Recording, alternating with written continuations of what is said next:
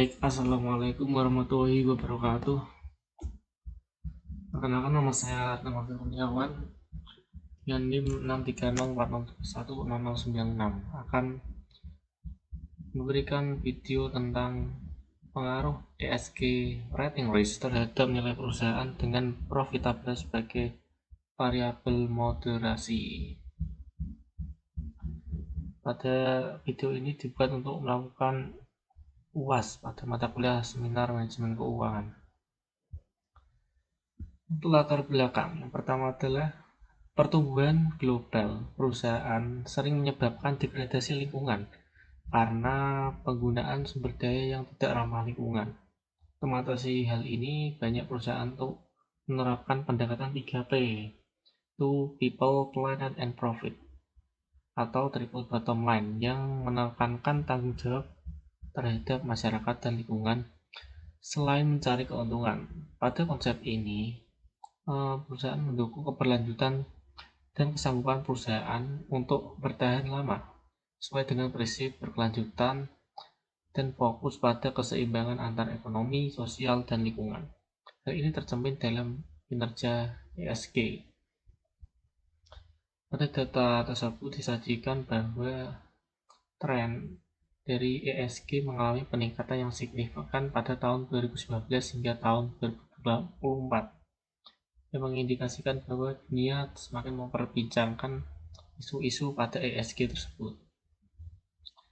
Selanjutnya, ketidakpedulian terhadap dampak lingkungan ini timbul dari aktivitas bisnis yang bertentangan dengan prinsip keberlanjutan, karena fokus yang berlebihan pada keuntungan ekonomi dapat mengabaikan efek jangka panjang pada masyarakat dan lingkungan. Di Indonesia sendiri, banyak perusahaan yang belum memenuhi kewajiban sosial dan lingkungan mereka. Dengan 462 perusahaan ini dilaporkan menyebabkan kerusakan lingkungan pada tahun 2018. Selanjutnya, pada tahun 2022, jumlah perusahaan yang dilaporkan atas kelalaian sosial dan lingkungan meningkat menjadi 607.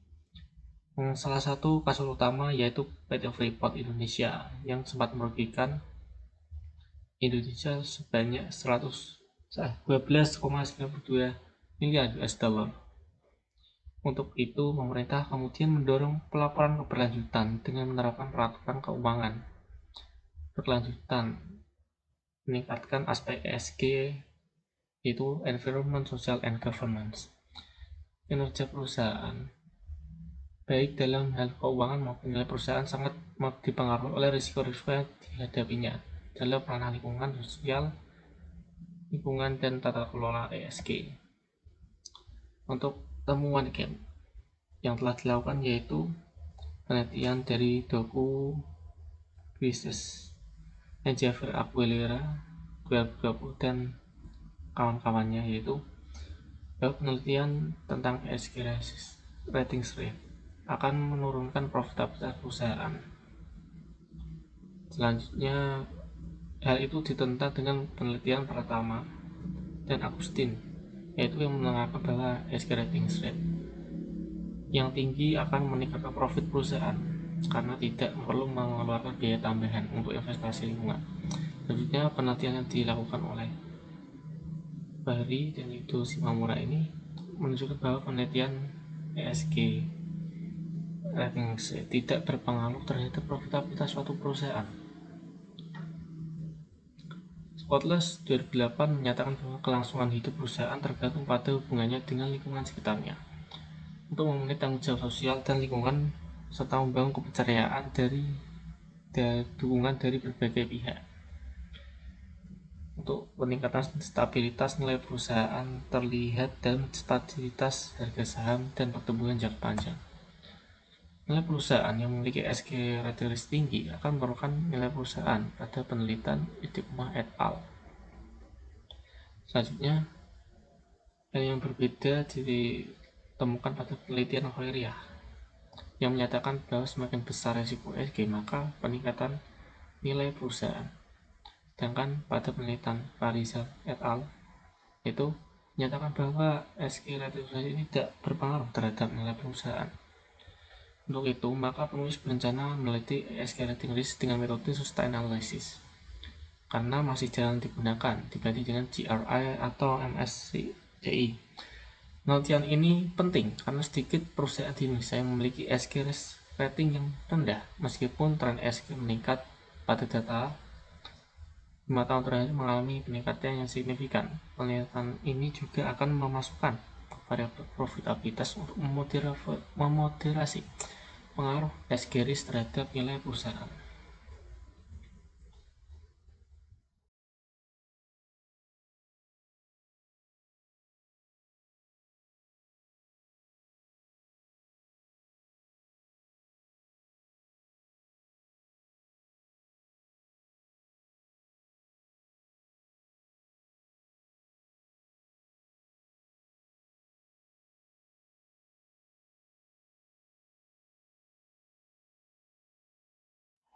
Selanjutnya yaitu kerangka teori. Yang pertama adalah stakeholder theory, yaitu teori pemangku kepentingan adalah teori yang berhubungan dengan bagaimana perusahaan mengolah hubungan dengan semua entitas yang terlibat atau memiliki kepentingan dalam aktivitas perusahaan. Karena para pemangku kepentingan ini perannya dapat mempengaruhi dan terpengaruh oleh keputusan dan kebijakan dari perusahaan, sehingga perusahaan perlu mempertimbangkan dan memberikan manfaat pada mereka. Yang kedua adalah teori signal, yaitu memberikan penjelasan bahwa tindakan perusahaan akan memberikan sebuah trigger berupa sinyal yang berupa informasi kepada pihak luar perusahaan tentang informasi internal perusahaan yang hanya diketahui oleh pihak internal perusahaan. Kemudian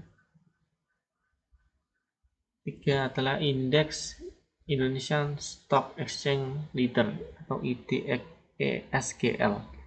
Itu merupakan indeks baru yang baru diterbitkan oleh BEI yang berisi saham-saham yang memiliki ESG dengan baik.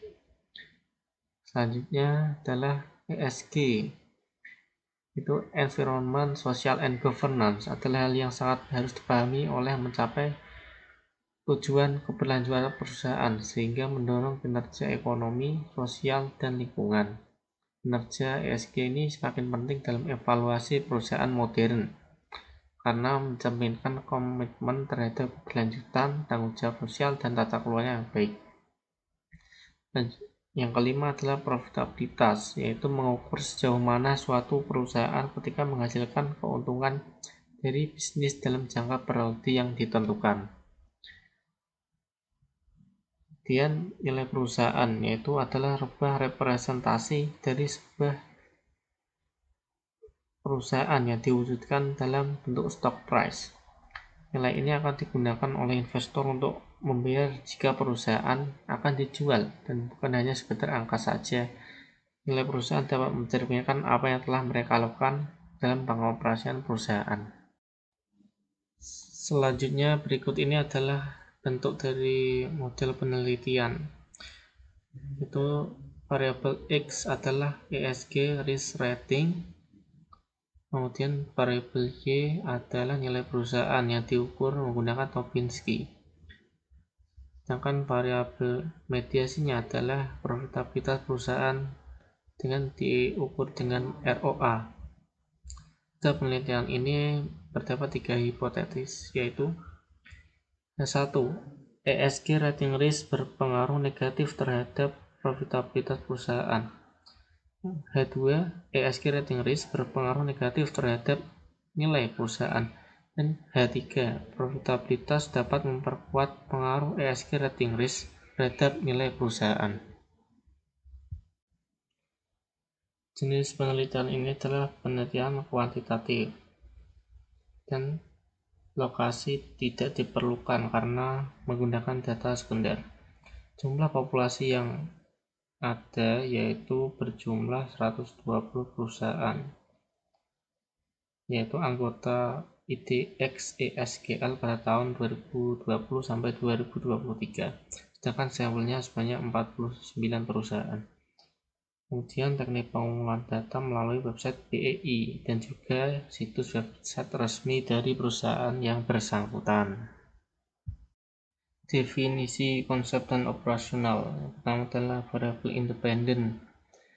ESG adalah variabel independen pada penelitian ini.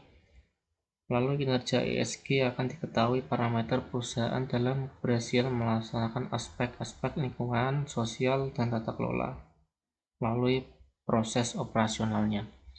Pada tabel tersebut bisa dilihat bahwa semakin tinggi skor risiko, maka risiko yang ditimbulkan akan semakin besar.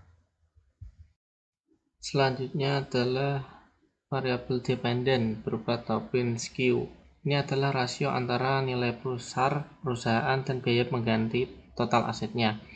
Penilaian yang kurang dari 1 mengindikasikan bahwa penggantian total aset perusahaan lebih tinggi dari nilai pasar perusahaan tersebut. Ini adalah pengukuran dari Tobin skew.